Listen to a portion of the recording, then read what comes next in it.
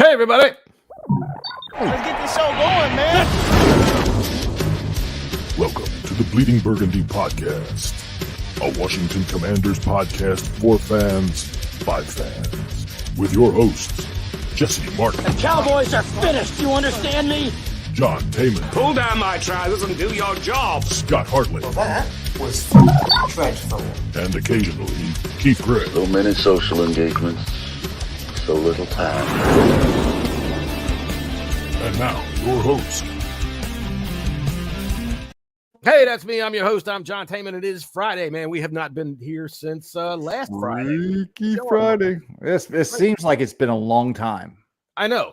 I like doing this show so goddamn much for the, maybe 5 of you that pay attention to this, that I have, here he is, and late, here he comes. It's Ken Johanssen, our special guest today. Burgundy Burner, how are you doing, my friend? Doing okay if you can hear me. I can hear you. We can hear you perfectly fine.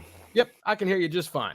I was just going over with Jessy about how, the bye week, I get it. I know why it's good, but I hate it as a fan because, I hear a lot of people say, oh, boy, it's so nice to watch stress-free football. But you know what? It stresses me out watching everybody know how to play football, and we don't know how to play football. What do you think, Ken? I don't think we know how to play football. No, but does it give you a stress-free feeling to go ahead and watch Red Zone all day on Sunday when we're not playing? Because you can see how much we are behind everybody. I try not to really focus on things like that. I don't have Red Zone, but I do get feeds of various games that I want to see. And sometimes I see a 0-0 game that ends up in a 3-0. Yeah. Oh, yeah, like last week. Yeah. And then that same team that scored 0 comes back, scores 63 last night. So, yeah, to me, at this point, I try not to place too much emphasis on these teams. The team that lost last night just all of a sudden had their 3 or 4 coaches fired, including the head coach. All of a sudden. That was like the slowest fall off a cliff I've ever seen. Everybody knew that was coming. It's like Rod Rivera's laying there. They put him in the guillotine upside down. He's just watching the blade come down right now. Yeah, slowly but surely. So for me, I try not to really overreact at how some teams are really efficient, others are inefficient, and this is a league, and it's been this way for many, many years. Where on any given Sunday or Monday or Thursday, the worst team can actually beat the best team, and so on. So we've seen it. Maybe not that, but yeah, we've seen it. Yeah, not too often with our guys, but it does happen. Well, I do recall that my friend over here, I kind of pointed the opposite way so I could point out my good friend Jessy Martin from down here in Southeast Virginia. How are you doing today, sir? And I do recall he said just 10 days ago on this very podcast that the Patriots will not win another game, and they went ahead and won another game. Yeah, I'll put my foot in my mouth on that one. I even put it in our chat the other day, just like last week, just being focused on other teams and not really. I hate bye weeks. I despise bye weeks. I don't care how stressed out I am during games, whether we win or lose. I would rather watch my team lose than not watch them at all. Period. Hey, Ken, I'm going to ask you a favor. You do have a little click. It's to push the mute button until you're ready to talk, and then pull it up. Is that possible? There you go. And then take it off whenever you want. I realized, and I think I texted this to you guys. There's some bad football that was played last week. Some awful football. Chargers showed up, and realized that we're a bad team, but it could be worse. Yeah, we're not the Chargers. We're not the Chargers. You know what? Go ahead, let the click come through. It's not so bad. Put your mic back on so that way you can jump in whenever you're ready. I don't want to leave you sitting over there all quiet. When we're talking, when someone's talking, you can't hear the click. Nah, and you know how it is on this show. Just jump in with both feet. No, let me. I'll listen to y'all for the next couple of minutes. I'm going to play with a couple of settings, and I'll still be on screen. Anything if I hear something that interests me, I'll pop in. All right, that sounds good to me. Give me a minute or two. All right, no problem. And if you can't get it fixed, don't worry about it. Come back. Yeah, don't worry about it. Come on in. It's It's not like it's nothing all that really. Hey, look, we there's some bad football play, but I like I said, would much rather listen or watch my team lose than not watch them at all. Luckily, the bye week's done. We're moving on. We got a game against the Los Angeles Rams that are looking better and better. You know, earlier in the year, we were looking at this game, you know, when we were playing better and looking at this game like, okay, this is a game that we could possibly win. Now, I don't know if there's much of a chance because they seem to be firing on some as many cylinders as they have anyway. Yeah. I don't think their defense is not nearly as good as those of like the Cowboys and the 49ers and the Jets. Wow. I think this, they have Aaron Donald and they got a good linebacker. But other than that, it's hit and miss. I think this is a big game for Sam. This is a really, really big game for Sam in our offense. I really don't care how much the Rams score on us. I think our defense is really good. You can't now. We're kind of numb to it, right? So 3 minutes of our football game. Like I might not even watch the defense when the defense is on the field. I just might, go do something. Don't go do something for long because they aren't on the field for long. All of a sudden it's over the top and it's a touchdown. But I'm excited for the team to be back on the field. I noticed. I mean, last week when you talk about how the Rams are clicking, they took the Ravens for all they could, man. And I'll tell you what, I think in our pick show, I think I took the Ravens and gave 7.5. They ended up winning by 7, which fucking cost me. But the fact of the matter was that game was in the air all the way up until practically the end, man. The Rams kept coming back and scoring. They had the lead like 2 or 3 times, I think, and they had the lead initially in the game. So, yeah, I am not at all looking forward to what they're going to be able to do against us. I noticed that the Ravens triple teamed Aaron Donald last week quite a bit. And if we triple team anybody, my God. Oh, my God. It's bad. Yeah. What else are you going to do? Well, I'll tell you what. Since we started off with the Rams, I do have something left from last week that I wanted to play off for y'all. This is we have a new feature on the show. The owner of the Commanders, Magic Johnson, has been gracious enough to tweet often enough that we can get a good idea about what he has to say. So we started to take some of his tweets, and here we go. Meditations with Magic Johnson. My Commanders did not play last week. I did not know why, so I asked one of my fellow football team owners, why didn't the Commanders play last week? He said, it was the bye week. I thought that is what we called away games. Being a football team owner is complicated sometimes. So there you go. Magic Johnson giving us his thoughts here on the Bleeding Burgundy podcast. And we're going to have as many of those as we can possibly squeeze into the show sometime.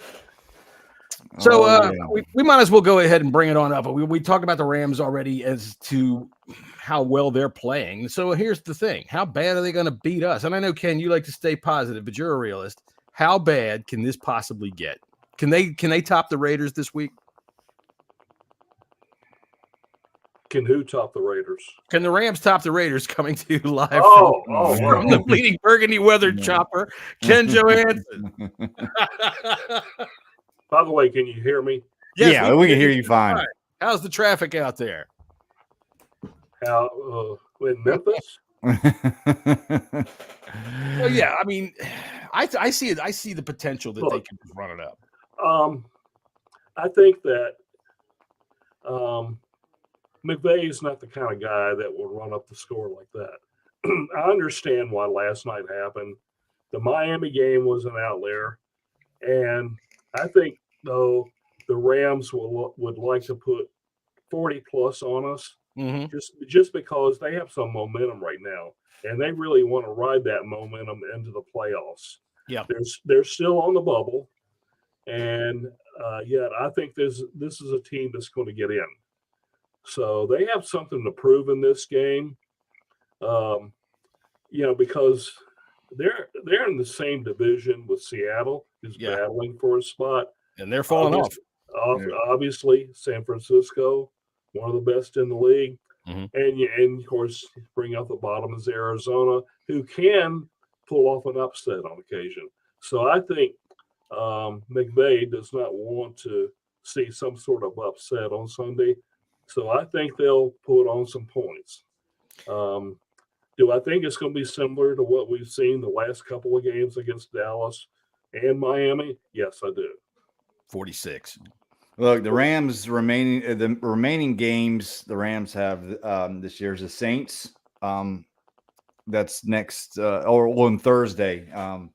The Giants and then the 49ers. So I think besides that 49ers game, Rams say tomorrow or on Sunday is a win. I mean, they can end up 9-8 and easily get into the playoffs there. I still think there's a chance for an 8-win team to jump into that last wild card spot. You got a whole pile of them there that are. I'm sorry, Ken. That's making some fun noise. I'm enjoying the shit out of that. Wait till you listen to the show back. You're gonna love it. Let's still hear it.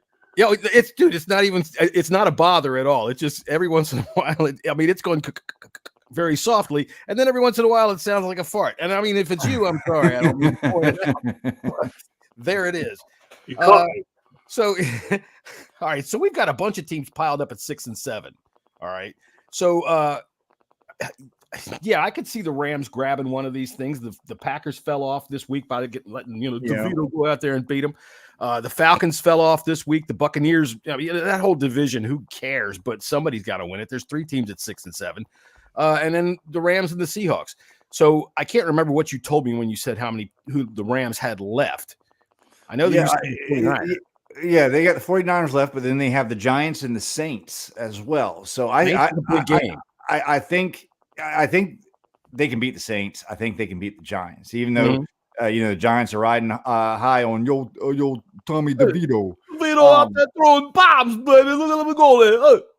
Yeah, it's I think the Rams got a legit shot of making this, the 7th or possibly 6th seed. Let's see. Hunter put up something here. Do you think he's saying that we're not going on the road and keep this within 7 points? Granted, I think we're a 6.5 point dog, but do you think that we can? Do you think, I want to start with Kim on this, do you think our offense will have a better showing than what we've seen the past couple of weeks from this team? Well, it depends on the play calling. I think this team can put up points. It also depends on the protection. We know that Sadiq Charles is coming back. How much will he play? It came out today that they may try, a little bit of platooning on that offensive line during the game. I don't know if I'm in favor of something like that. Pick a player and go with it.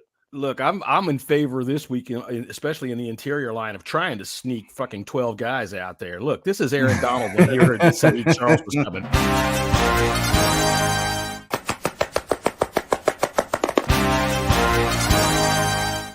Right, I recycled that joke because that little Aaron Donald is excited. Right? Yeah, Charles or Chris Paul. He's like, he's sharpening up his blade. Yeah, they activated Charles off the IR today. He it was pretty quick too. They didn't wasted no time, but I think he's got to do better than what Chris Paul. I have an impression for you. This is Sadiq Charles when he got the call that he was being activated. Oh, no, that's all right, man. I'm kind of busy,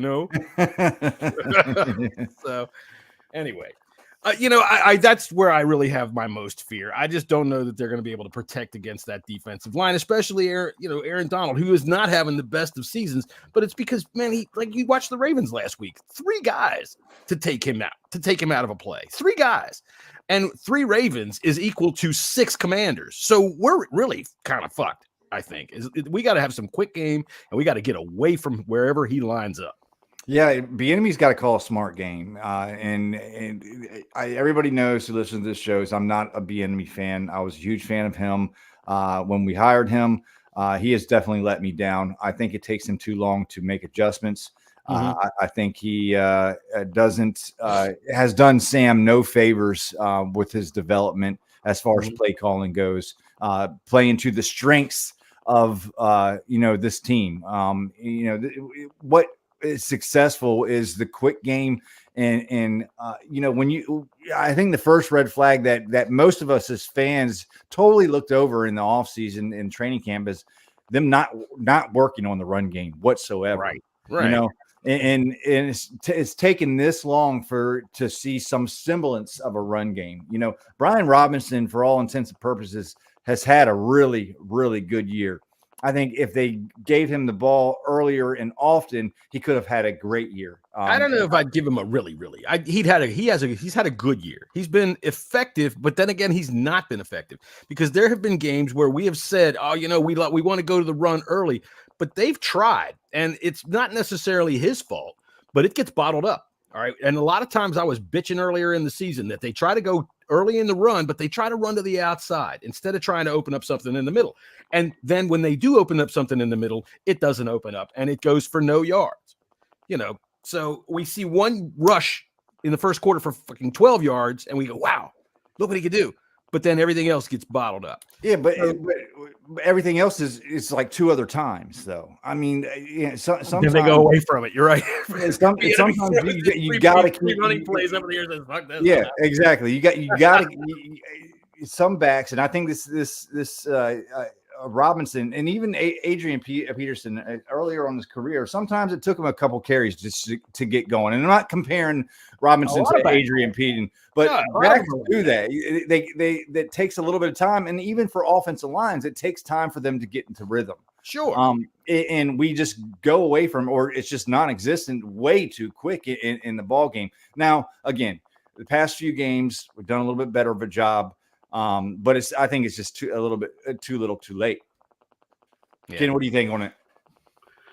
I want to see a better setup in the passing game.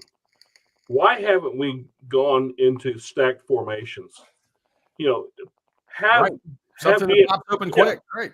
I haven't seen that this year from Washington. Put De'Ami Brown in the lead for a stacked formation. Let him take that speed he has and run the seam. And then you have right behind him Terry McLaurin, then John Dawson. Do that 3 or 4 times a game. Mm-hmm. You're going to get those underneath routes. It doesn't matter if it's going to be a hitch route, a whip route, any kind of route that's going to get you a guaranteed 5 or 6 yards, maybe even 8 or 12 yards. And if Brown happens to somehow get open, sure. Sling it down the field and see what happens. I'll tell you what'll happen. Whoop, right through the hands. Yeah. Most of the time. But you know what? De'Ami Brown catch one. Yeah, at times has done really well this season. So that's what I would do. Try to get a little bit creative with the receivers so they can gain separation. The West Coast offense relies on 5, 6, 8 yard gains. Right. And that way on second down, you have some good options. Well, so go ahead. I'm sorry. I was going to say the reason that we can't really run that is because nobody has to stay deep and respect anything because the defensive line or whoever they send can get in on Sam Howell very quickly. Again, good coaches can work around bad offensive lines. So here's what my point of this, because you're talking, Ken's talking about the short part of the West Coast offense. And, the thing is that Sam, even though we haven't hit a pass more than 37 yards in the air or whatever that stupid stat was, the fact of the matter is when he gets outside of the pocket, he can sling it and he can hit it on the run accurately. And I don't see anything that really takes advantage of what I think is his biggest strength at this juncture. He doesn't have the time to sit back and survey the field. He's not that kind of a guy anyway. But he can get outside and he can throw on the move. So you're like you said, Ken, get some stack formations in there and have him flood one side of the field while he runs over that way. You're bound to find something. We said it before. Hal's biggest plays are off of broken plays. They're not off plays that Bieniemy has designed. Mm-hmm. But I mean, he's becoming a little bit predictable. I think that pick 6 that Sam threw against the Dolphins.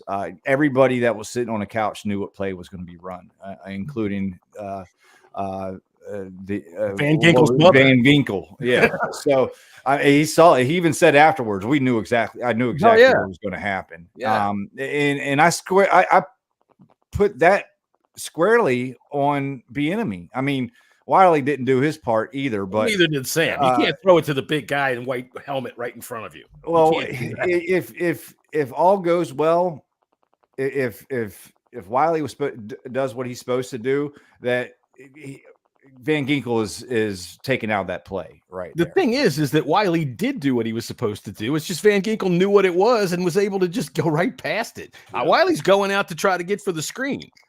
They didn't account. I don't think they accounted for Van Ginkel. He's supposed to chip him. He's supposed to take him out, then go out. I mean, anyways, I think we got to see more from Sam, and hopefully in turn see more from Bieniemy, because these next 4 games it's important for Sam and for us as a fan base. If Sam is going to be the guy, because if we're going to have the 3rd or 4th pick in the draft, a quarterback is going to be mighty enticing. And you have to think about it as a GM and the new coaching staff, whoever that's going to be. I mean, if Sam, if there's any questions whatsoever, that is going to be the top priority is figuring out if Sam is going to be their guy for another year. I personally think that we should give him another year, build that offensive line around him, Ken. Because, it's really not Sam's fault that he's been getting killed. Yeah, earlier in the season, which he's gotten a heck of a lot better throughout the season. He's grown in that aspect. He was holding on the ball too long, and that happens with young quarterbacks. And pair a weak offensive line with a young quarterback trying to find his way in a new offensive system. Yeah, you're going to get some sacks taken. But as he's progressed, he's definitely done a better job in trying to get rid of the ball. He will still hold it once in a while, but I think if we can build an offensive line around that kid, we can really see what he could do. What do you think, Ken, about Sam Howell? Well, offensive line is the key, right? Always is. It always is. You know what they say: if you have the big uglies up front on either side of the ball, you're a playoff team. That's right. The big uglies coming in from Nebraska, weighing 345 pounds. Look at the big corn husker. Whoa, Nelly. And I had, in today's mock draft that I had posted at Hogs Haven, I had us taking a left tackle in the first round. Oh, you're the best. And I had us taking a right tackle in the 3rd round. Now, he is a left tackle, but he's been, a lot of analysts think he's be going to the right side at the next level. Who was your 3rd round? Not Chris Paul. His brother. Yeah, from Houston. Yeah, no, I like him. I'd welcome that. But I had a guard / tackle taken a little bit later in the draft, someone who's underrated but scores well in the analytics. And I think you're going to have to get 3 guys in this draft, especially first round, certainly no later 3rd, and so on. I just don't think we're going to see what we want to see from Sam Howell because of the offensive line down the stretch. Right. I think what we want to see is at least some reasonable progress, and I think we've seen quite a bit so far this season. I just want him to stay upright. I don't want him to get injured. And I would like to see 1, maybe even 2 more 300 yards games. Mm-hmm. And I tell you what, if he ends up right now, he's on pace for about 4,500 yards for the season. Back in August, I came on this podcast and I said, you asked me to say what would be a just incredible season for Sam Howell. And I said 4,800 yards. Well, guess what? Guess what? He's doggone close to it. And about 3 weeks ago, he was actually on pace for about 4,775 yards. Mm-hmm. So he was that close. So I need to see fewer mistakes, less pick sixes. I mean, you can't do that 3 times in a row. And And I think we'll see that. I think we'll see in these final 4 games, a scheme that will help him somewhat. We're not going to see, all of a sudden a 4-game winning streak down the stretch. No, please. But I'd rather stay up there because I want Joe Alt. But the key players that down the stretch that we want to see do really well, obviously Sam Howell's one. Another one that's going to get, I think, some good amount of playing time and has a chance to gain some major yardage. Rodriguez, Chris Rodriguez. Yeah, I want to talk about him. If we can see a good 60 to maybe even 80 yards for the game, rushing, and maybe have him go over 100 yards total offense, I think that bodes well for the offense. Can you imagine him and Robinson as a 2-1 punch? Yeah. Hell yeah.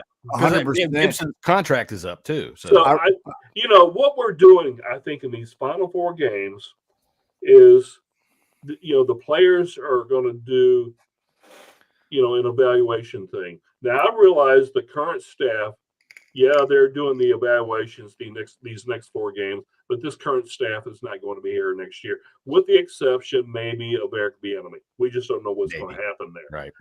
But at the very least, these players, especially your key players, these next 4 games need to put together some positive things so the new regime coming in will have a few months to look at what they did down the stretch.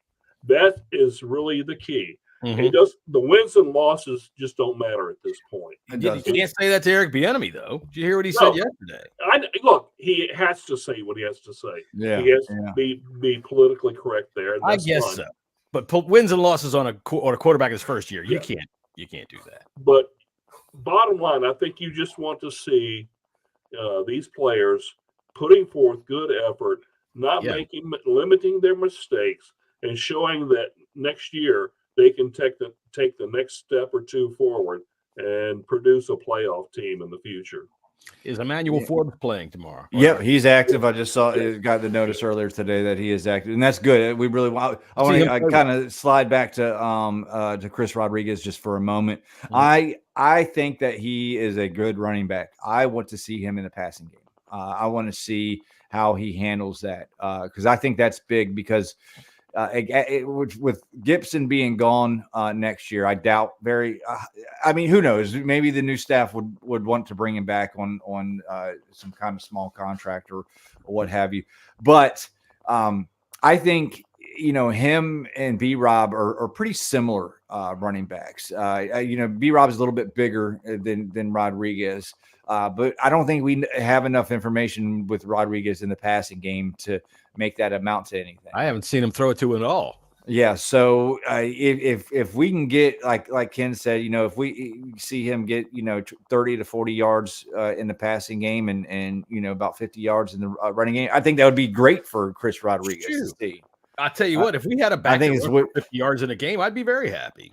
Yeah. I'm curious. I mean, it's just not you said this last week when I said something about we were talking about Brian Robinson because Ken's one of these guys that wants these guys in the Pro Bowl, and I just don't I'm just not buying into this stuff. Robinson, he's the best consistent player we've had this year, and it's just not enough. Yeah. I know you're right. 100-yard running backs they don't happen anymore. You just don't see that anymore because people don't run it as much, and they shift them in and out a lot more. No running back comes from the era when Ken and I remember when a guy got 30 carries in a game. You just don't hear that. You were saying earlier about running backs that need a couple of carries and to get going.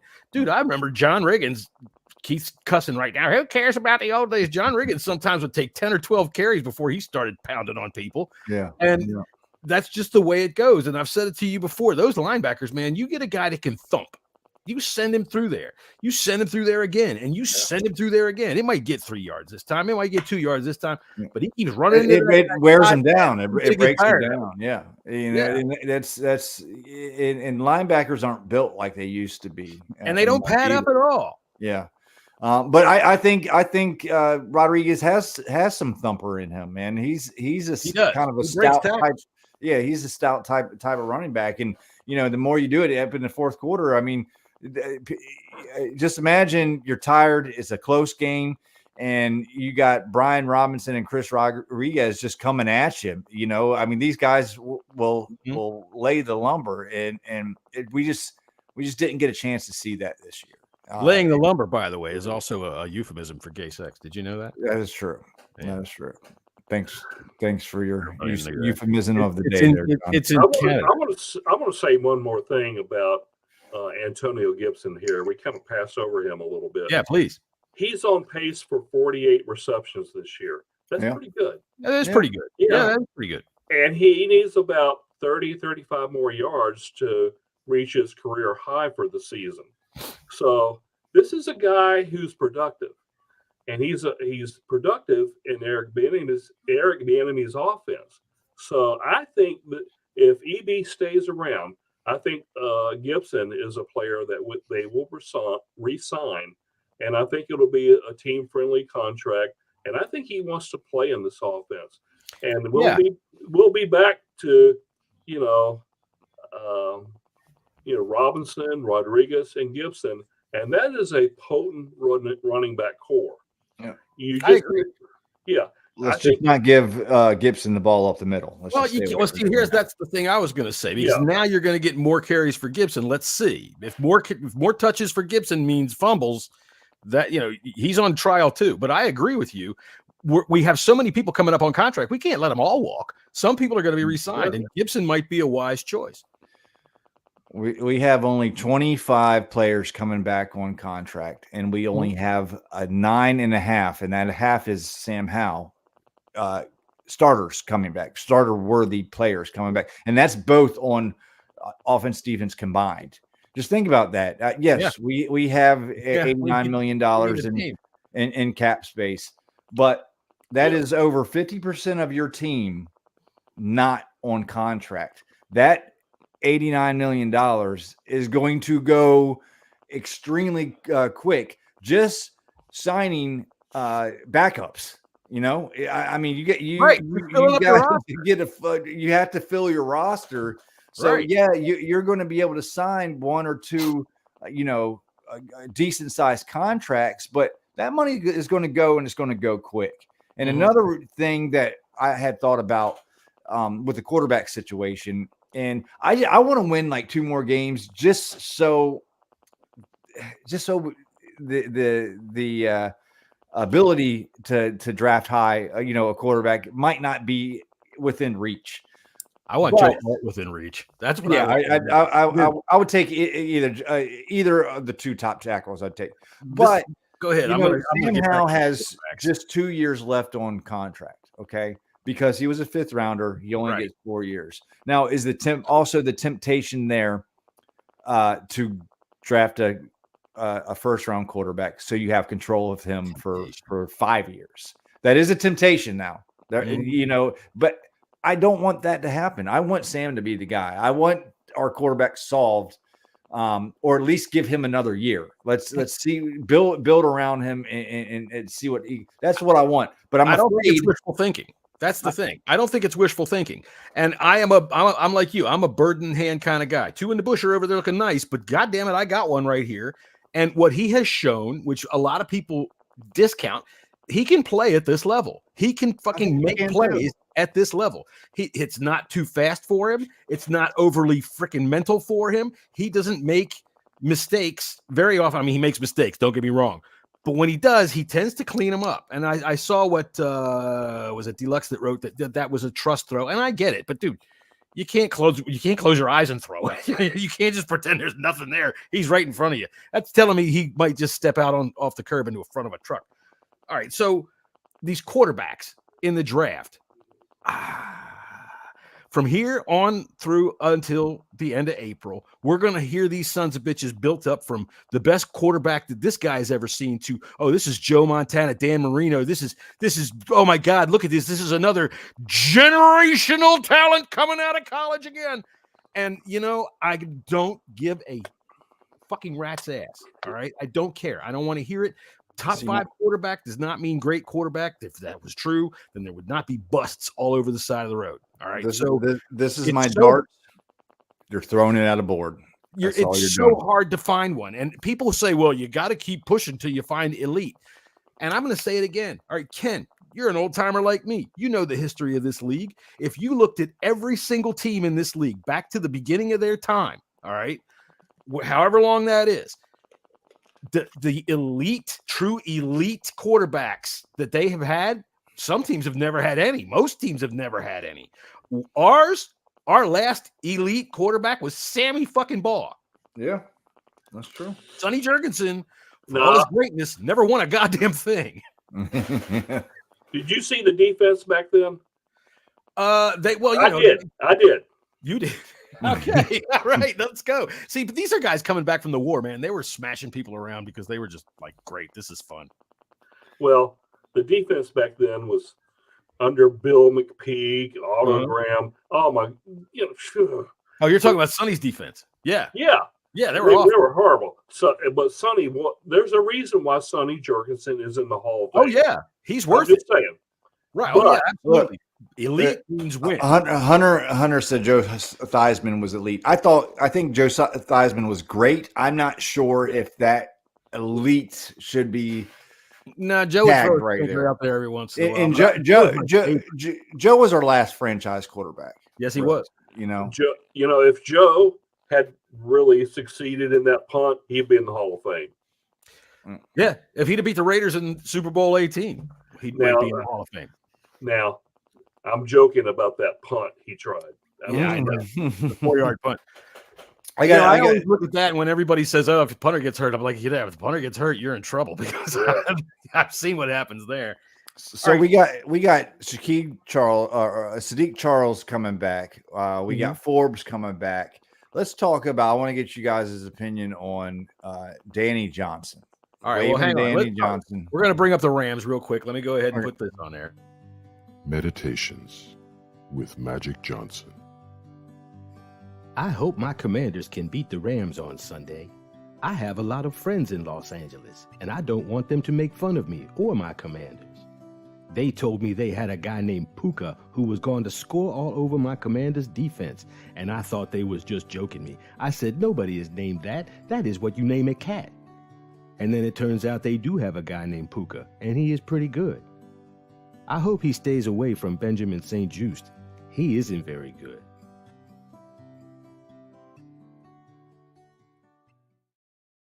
Well, we can all learn a lot from Magic. Smart guy.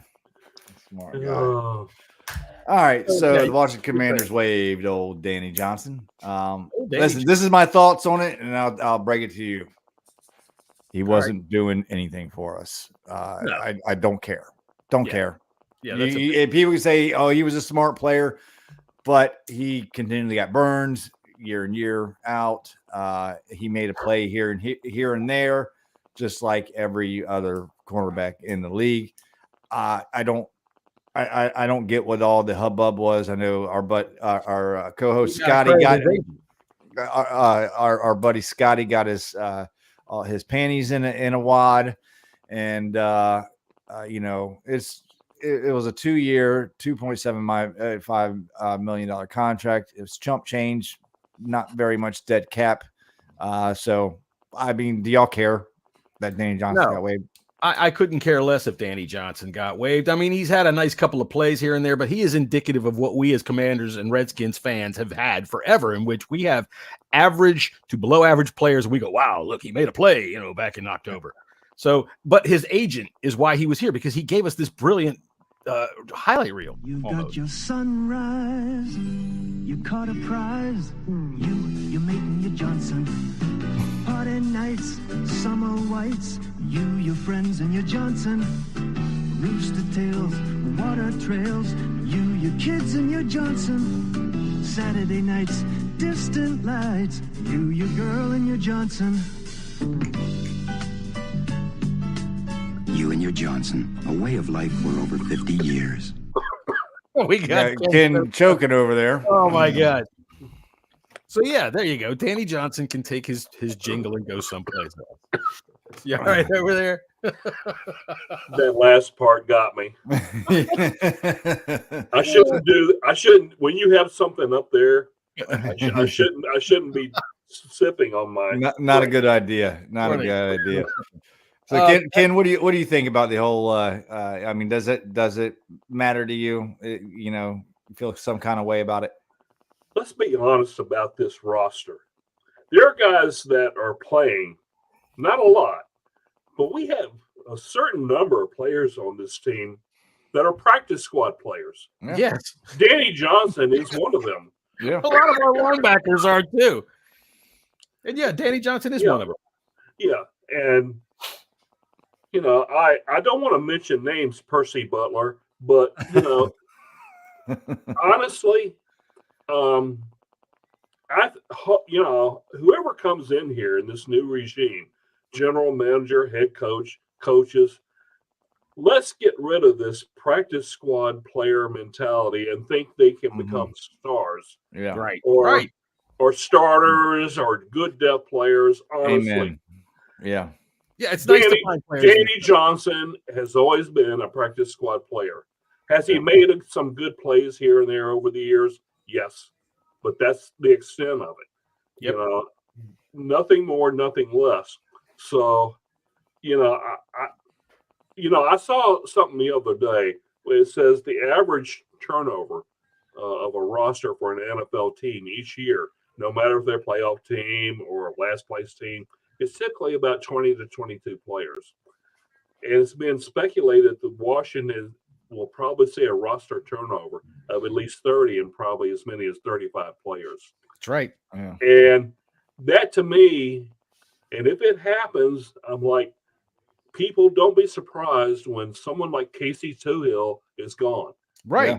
The new GM is going to point to the door and say, and Danny Johnson was just the start.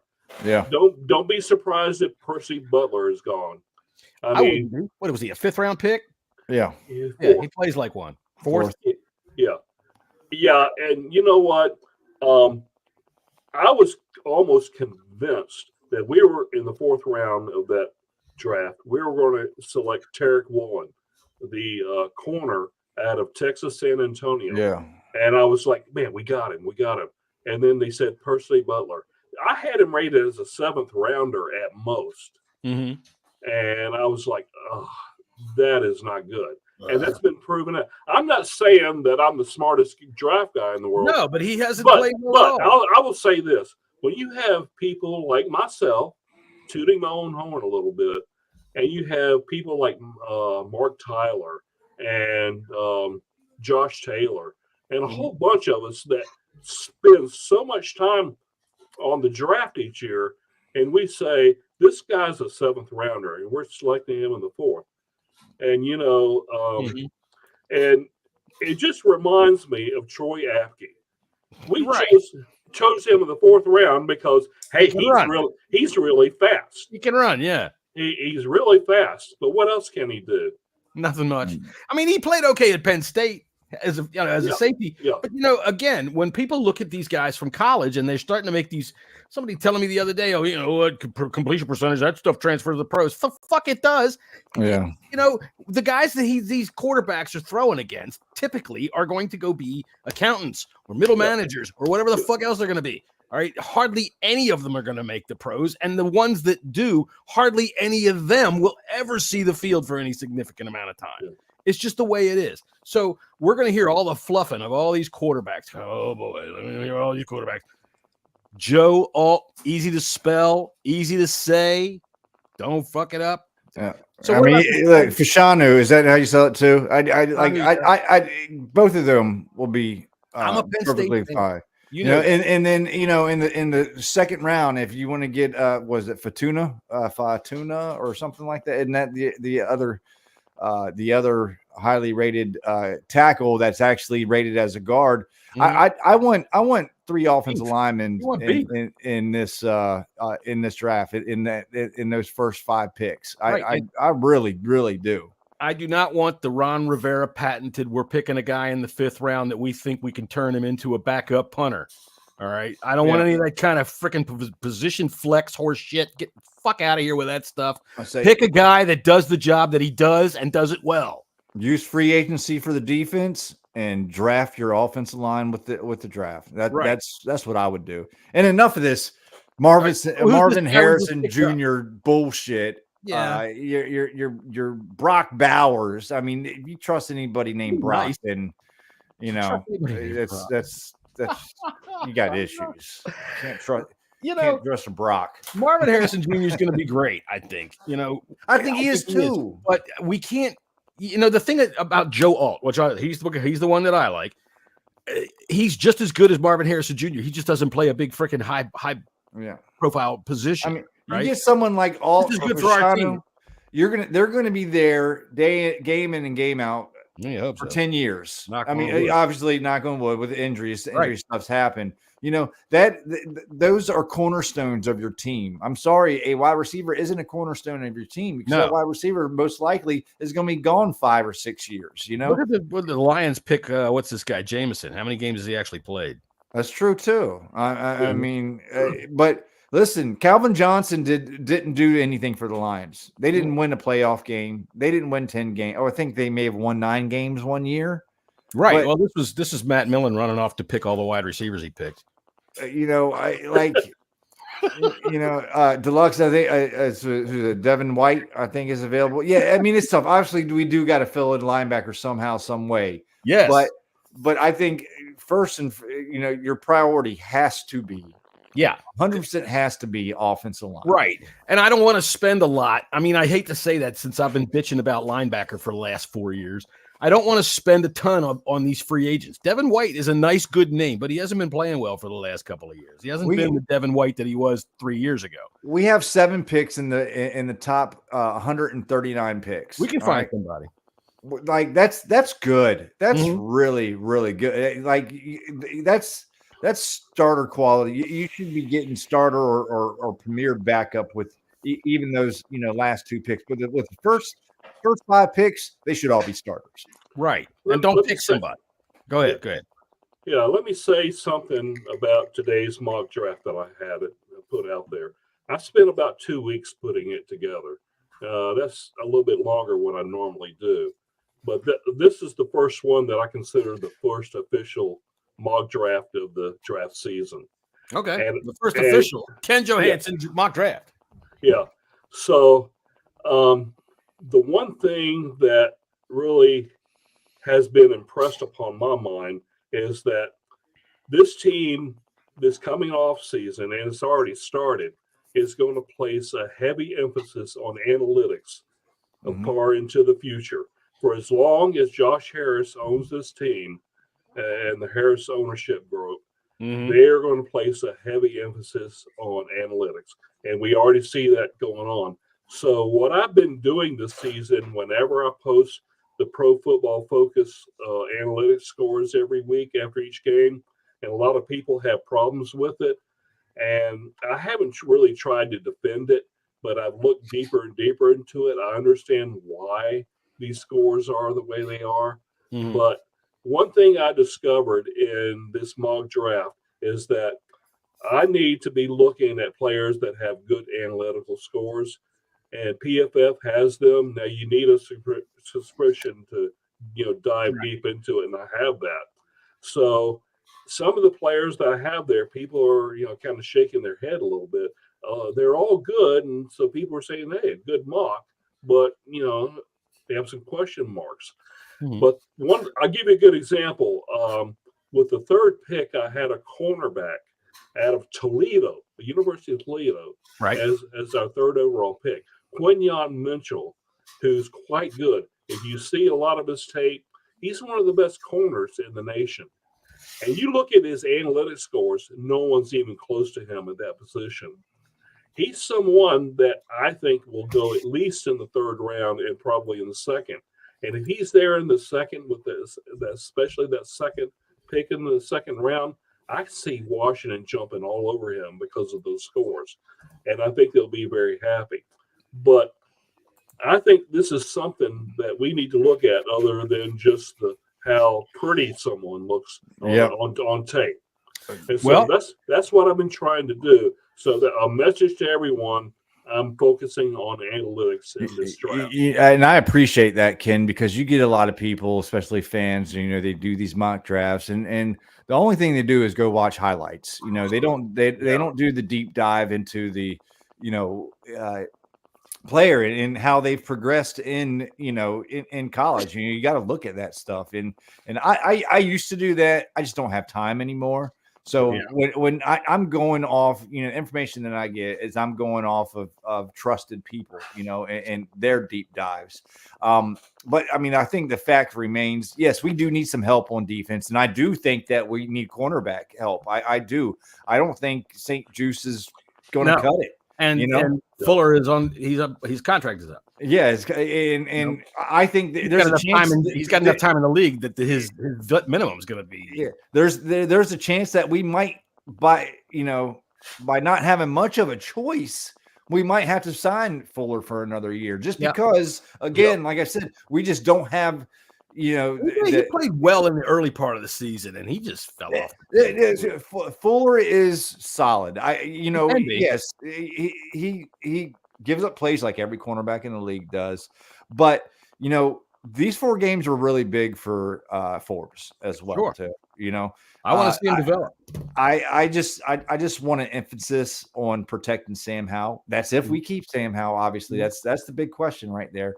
And these people that just want that shiny new toy, your Marvin Harrison Juniors is not really thinking of the overall building of the team. Now, if we were the Philadelphia Eagles or the Buffalo Bills or the Kansas City Chiefs, we could go out and draft the best player out there on the board. It's a luxury for them. Dogs. Yeah. Right. We're not in the position to have a luxury pick whatsoever. No, and frankly, the fact that we've got such good prospects at tackle coming up this draft is luxurious for us, and as far as I'm concerned. Now, Burgundy, I'm going to throw one at you. I'm going to make a special request. As a friend for decades, I want you to do a scouting report on a kid named Vonnie Watkins. He's a defensive end out of Ohio. You know of him? Go ahead. Have you heard of him? Vonnie Watkins out of Ohio, defensive end. We need 2 of them too. Jeez. Well, no, I'm just checking this. I'd like to see what Burgundy has to say about it. See what Ken has to say about him. He grew up. I could throw my rock and hit his house. He grew up right down there. He's a friend of my son's. Yeah. He made third team all MEAC or all MAC. Yeah. You know him? You've heard him? Yeah. Okay. Canadian Football League special teamer, right? Right. I knew. Yeah, I know. He's not going to get invited to the Senior Bowl or anything like that. Yeah.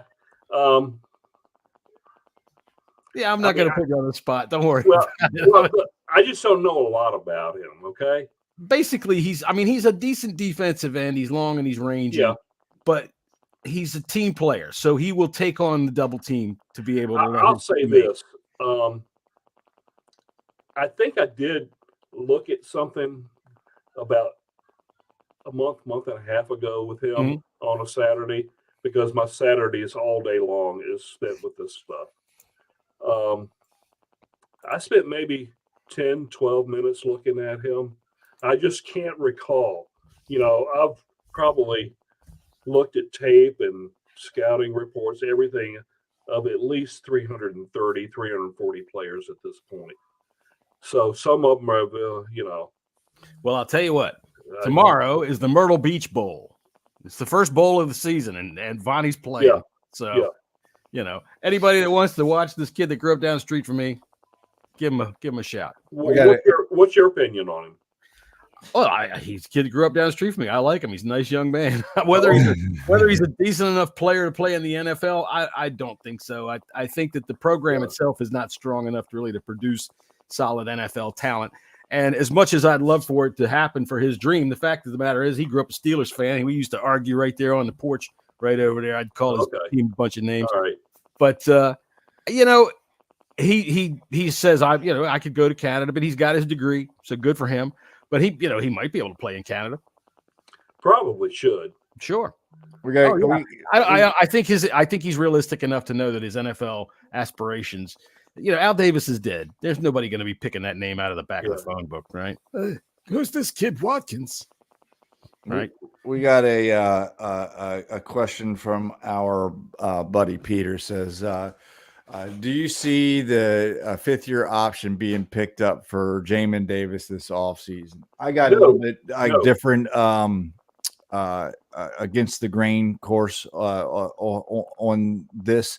No, I don't think they're going to do it. The new staff is not going to do it, but I think they should. And here's my reason why. I listened to a deep dive conversation about Jamin Davis with Logan Paulson. Just matter of fact, today and stuff that I've seen, especially the second half of the season. Davis has been playing better. Yes, in fact, I think he's probably played better than anybody else on that defense. I think he's the most improved player on the team. Yeah. Since we're so thin at linebacker, since we're so thin at players in general on contract, I wouldn't hate the idea of signing him just because there's so many.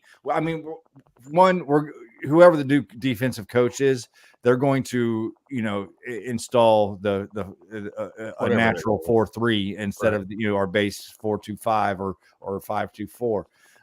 You're going to need multiple linebackers coming in this offseason. So you got a guy here, and if nobody picks him up, I'm sure he'll land with somewhere. Yeah. But if not, offer him a contract. I'd say, because we just need linebackers, and he's not as bad as most people think he is. I can really isn't. Roquan Smith, got a big giant contract, but I don't see other linebackers getting something like that. And I think you're going to find out with this free agency period that the number's probably going to be much more reasonable on linebackers. And yeah, I wouldn't mind seeing it if we can watch a little bit of him next year, or if you offer him the 5th-year option, what are you obligated to after that? Just as a general question is one thing I want to know. And for 2, dude, I really want to get something out of one of these first-round picks, man. Yeah. We have put so much into this defense to have to just jettison them left and right. I'm getting tired of it. That would be 3 out of 6. I just think he's been put in a bad spot ever since he was drafted with this team. He's never taught. Well, he was a project to begin with, and Jack's not a teacher. Ken, what do you think? I think I've been frustrated with these mock drafts that I've done, and I've done 3 of them. I did a kind of a mini mock draft during the first mini mock. Well, it's the mini buy that we had after the Chicago game, and gotcha. I called it the mini mock. And so, what I didn't know is the Rivera regime returning or not. With the loss to Chicago, it changed everything. So I was like, oh, and I had to really redo that particular mock draft a lot. And then I did an online mock draft on Twitter about 3 weeks ago. A lot of people saw, and that was extremely difficult because I did it on the fly. So I was picking players and put what little knowledge I had of the players at the time and doing that. It turned out okay. So this most recent one, now what I'm dealing with is who's going to be the new coach, who's going to be the new GM. What are we going to do? What are we going to look at? So like a lot of us who are doing mock drafts right now, we may have some idea of the first 2 or 3, maybe even 4 or 5 picks. But we don't know what this new regime is going to do. And we talked about, could a quarterback be taken early on with that first pick? Sure, absolutely. Would it be an offensive? Would it be an offensive lineman? Sure, absolutely. But could it be another position that we're not thinking about, and then it happens, and we're like, "Wow, where did that come from?" So we're gonna need a new long snapper. Well, that's when you have to trade down the second round and get one in the third round, right? Oh no, yeah. Right. Anyway, no, I just think that right now we just can't get ahead of ourselves and say Jamin Davis should be given a 5th-year option or Jamin Davis should not be given a 5th-year option. Next month, we'll start to get an idea what the new regime will do. Right. And we won't see what he'll do. He's out. He's gone. They only got so much time to offer that 5th-year option. Yeah, exactly. And then, like Deluxe just said, what about a modest extension? Because the 5th-year option is $13.3 million, and there's no way in Sam Cell I'd be willing to pay that much. Because that extension, I'd go for your extension. What I think, though, in all of this, you're going to have to beef it up just a little bit because he can always go somewhere else. Yeah. So what I think is that we have to wait and see what this new regime, GM, coaches, etc., and see what they're thinking. And I think by sometime in February, we'll start to have an idea. And that's all we can do is sit and wait. Yeah. Well, that's pretty impressive, honestly. I mean, the last time I did something on the fly, it was build a campfire, and I about damn near burned my dick off. So that was really not very Speaking of that. Oh, no. You reminded him of a story. Go ahead. Yeah. A lot of people know that I did hiking and camping extensively over the years until I was sidelined medically. My eyebrows looked pretty weird, and you can see it here. Okay. And I did a campfire, and I was somewhere well off the Appalachian Trail. Mm-hmm. And I'd hiked about probably 8 or 10 miles that day, found a spot off the trail that I liked in the woods, and I built a fire. Well, just make it short, I had an accident.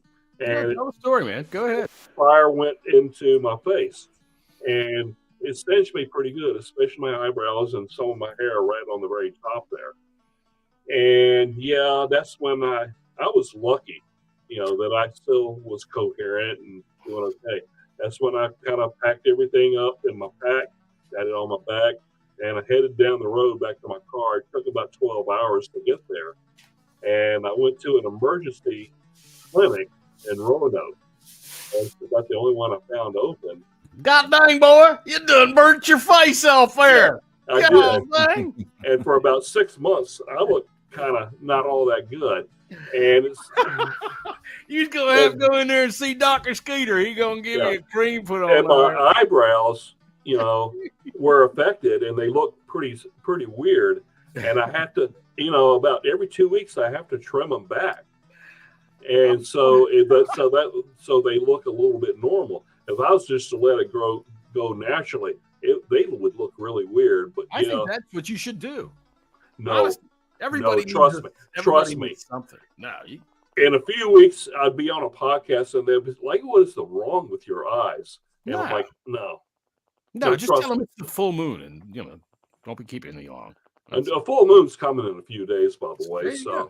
So I know you'll be ready for it. I tell you what, I just would love to have seen the Roanoke emergency room there with, hey, come on in here, Nurse Skeeter. We got somebody done burnt his face. Bring me the goddamn ointment. Yes, sir, Dr. Skeeter. Yeah, it was different. It was different, but they did a good job. I can't tell you which clinic it was, but they did a really good job.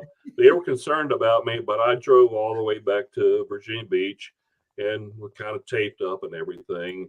And then I saw my doctor back home, and yeah, it was about a 6-month recovery from it, but I still did my everyday stuff from there on.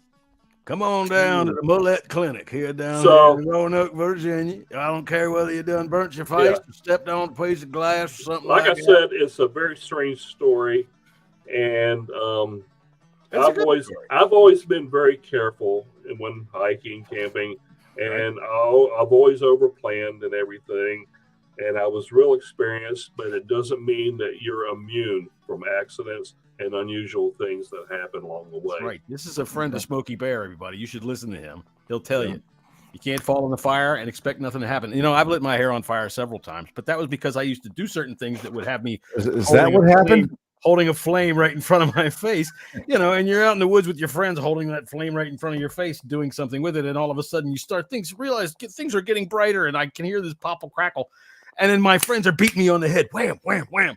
And okay, you realize, shit, I done burnt my freaking hair again. Yeah. Now we get the story. That's the story.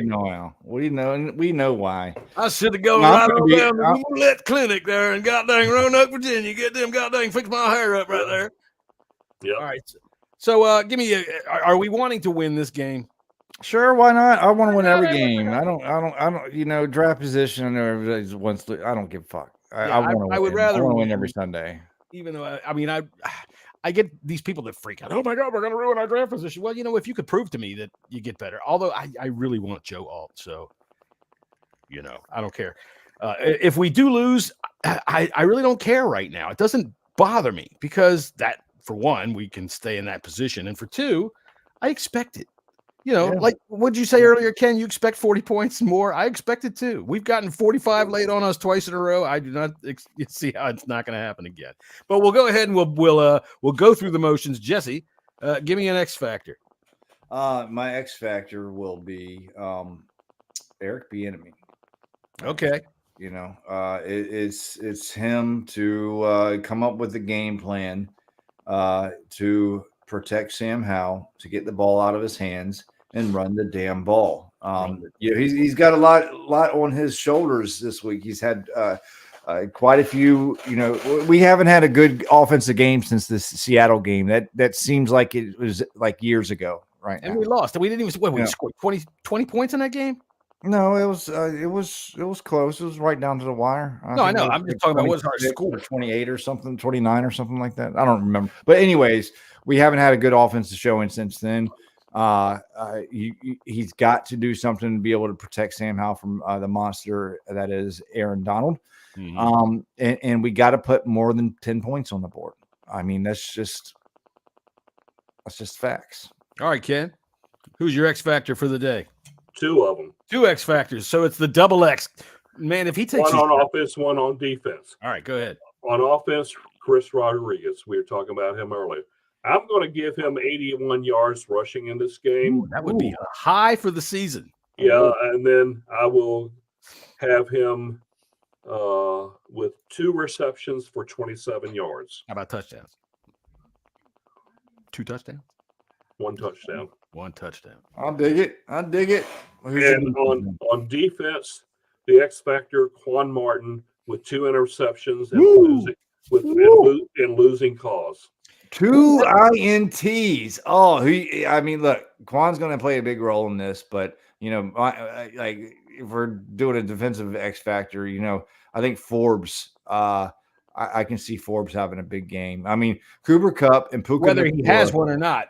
That's true. He's got. Yeah, it would be good if he did. That's the X factor. Have a good game. So our defensive backfield is going to have their hands full. I mean, they're not going to have the speed demons they had from Miami. Mm-hmm. And the defense did play better than the score showed. I believe going back and watching the game again, I thought they had they had their moments, but they still gave up the big play. They still let Tyreek get behind them multiple times.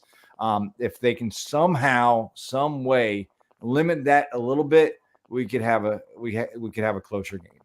The Rams, though, they don't really go like vertical as much. Yeah. They got a lot of ways that they get guys wide the hell open, running at full speed. They went vertical last week, and I think it was Nakua or it was Cup that scored, one or the other. I just, it sounds to me like a fucking Caribbean song, Puka Nakua and Kupa Kappa Nakua. So that's the way it goes for me. So one of the two of them, we gotta be able to do that. So the X factor for me, I think, our defensive line, get at Stafford, take him out of the game. And I don't mean, I'm not cheering for somebody to get hurt, but that seems to be the way to take him out of the game. I don't know who their backup is, but I'd rather see him than I'd rather see Matt Stafford. So go get him. On offense, my X factor is Terry McLaurin. All right, look, a lot of talk this week, mostly from fans. You're not going to hear much from Terry, but hey, dude, I don't want to hear you got a whole lot of cardio. Get open. Let's go. Get the ball, man. And I see Eric Bieniemy's got to do things to be able to make that happen. I love this idea about stack formations that we talked about earlier, and I want to see it. And when we say this and they say, okay, we're going to get the ball to Terry, they force it to him early, and then they go away from him. Yeah.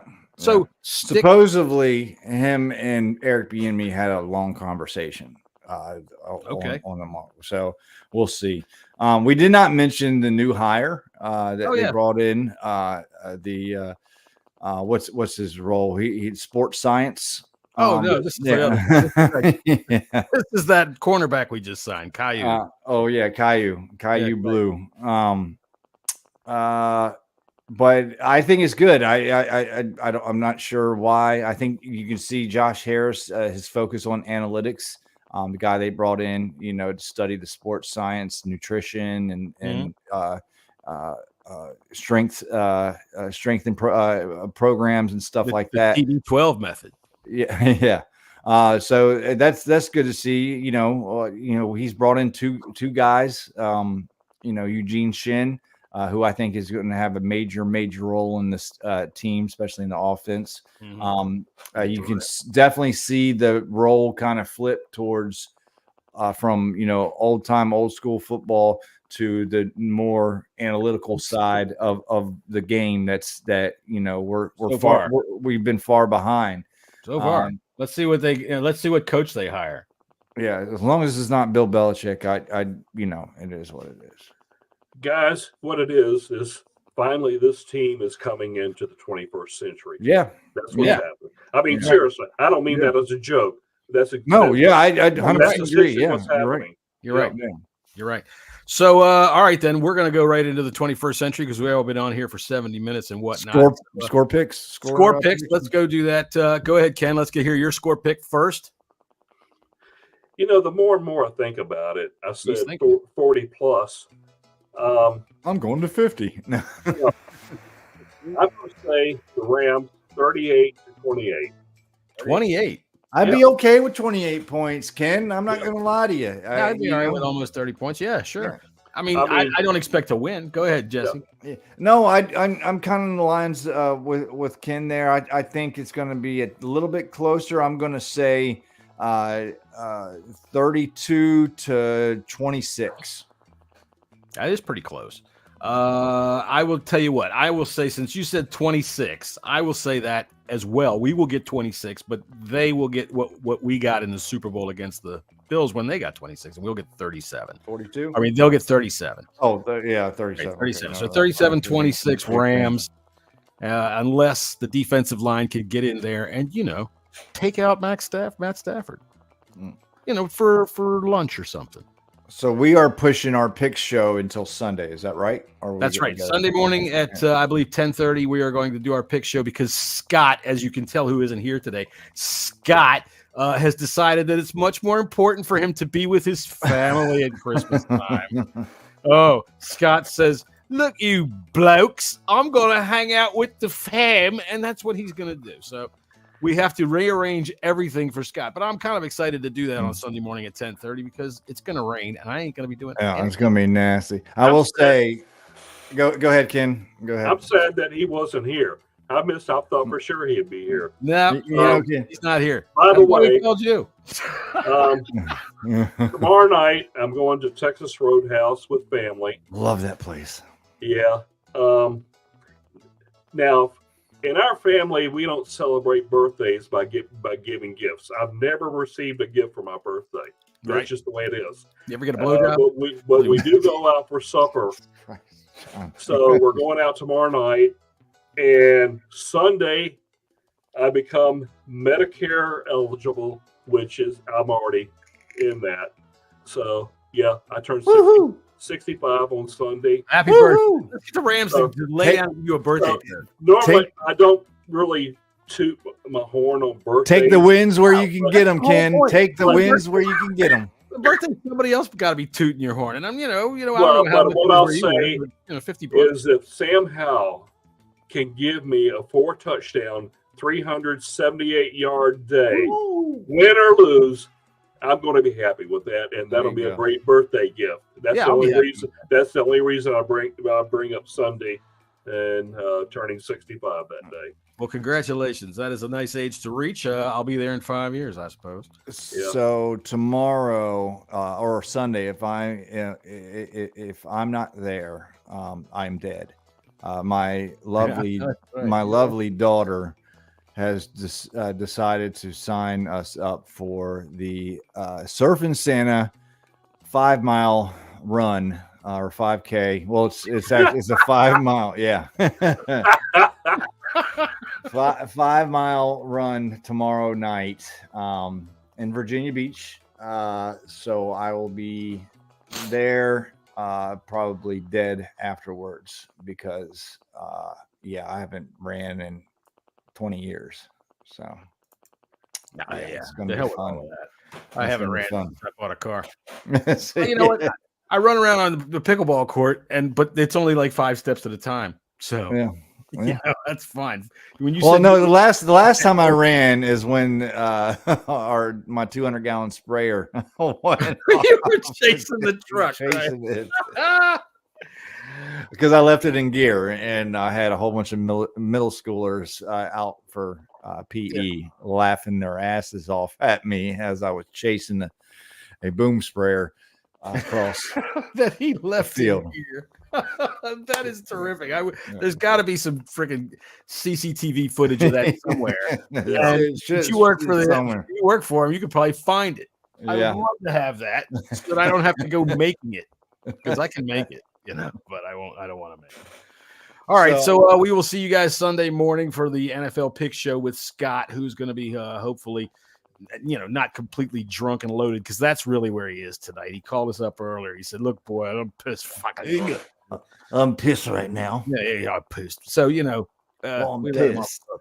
Right, but that will give me an extra day to teach Scott a lesson about blowing us off on the last day right before we're ready to do the show. I have his face and his picture, and I will Photoshop it into as many things as I can tomorrow, as long as I have time. It's going to be fantastic. I can't wait. That's right. I'll be watching my young friend Vonnie Watkins, my kid's friend Vonnie Watkins, playing in the Myrtle Beach Bowl, and I hope you do too. And thanks for everybody in the chat joining in on the conversation. Keep it up. Our conversations, as you know, if y'all have been watching us long enough, they go in all sorts of different directions. So you help us keep in line, kind of keep it straight. So we definitely appreciate you, Peter and Deluxe and Hunter and everybody in the chat. And good old Cheeseman. Look at that, man. That's a beautiful, beautiful snap.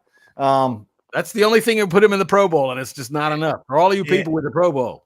Yeah, and also we didn't talk about the Pro Bowl, but we'll save that for next week, because I have some thoughts about that. But Ken, you are always welcome on the show.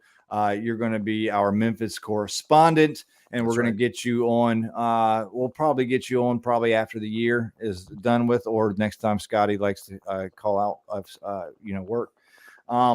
But we got some draft talk to talk about, and that's going to be fun. So we're definitely going to have you on for that. And I'll have my draft cap on that people have seen. Might I recommend the blowjob for your birthday? Oh, Jesus Christ, John. No. No, what? Right. I mean, you don't have to do it. Maybe you misunderstood. All right, everybody. We've had enough fun for the night. Ken, thanks as always, man. I appreciate you stopping. And where can people find your work? On hogshaven.com. There you go. And I plan to have 2 articles next week, obviously grading the game, the Rams game. And I'm going to have a stadium update for the Commanders and how the move that the Wizards and the Caps made affects Washington. And it's not what you may think. All right. I'll be interested to read that, everybody. Make sure you pick it up when you see Ken out there on social media this week, and make sure you subscribe to his blog. I'm on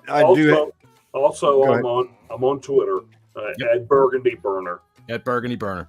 Yeah. I think everybody knows you. I do also have some thoughts about the Wiz and Cap, but we're going to save that till all of us are here together, because it's a conversation that should be had. So I'm definitely interested in reading your work on that, Ken. Thank you. Me too. All right, then Jesse and I will see you on Sunday morning. And anybody that wants to go ahead and push those thumbs up or smash those like buttons and subscribe, tell your friends, tell your mother, tell your sister, tell your brother, everybody that you fucking know, pester them until they listen to this show. It's good for them. Till then, later.